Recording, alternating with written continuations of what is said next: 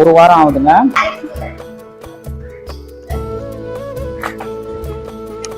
பாருங்க அடுப்பு எரியுது.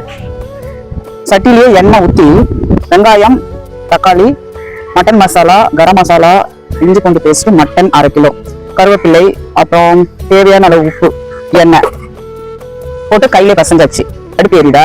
அதுல ஒரு 3/4 ஹவர் விட்டா பாரம்பரியமான மட்டன் மசாலா ரெடி. அவ்வளவுதான். அடுப்புல எரியுதா? பார்க்கவே ரொம்ப அழகா இருக்குல்ல? இந்த சட்டி கொடுத்தவங்களுக்கு ஒரு நன்றியை வந்து நம்ம தெரிவிச்சுக்கலாம். மட்டன் 8 விசில் விடணும் குக்கர்ல. ஆனா இது பாருங்களேன், ஒரு 3/4 ஹவர் வெந்தா சூப்பரா வந்து நம்மளுக்கு மட்டன் கறி தயாராயிடும். சட்டியில செஞ்சோம், அது நல்லா கறி பிடிச்சிச்சு. அதனால நான்ஸ்டிக் கடாயில போட்டு கன்வெர்ட் பண்ணி வச்சிருக்கோம் பாருங்க.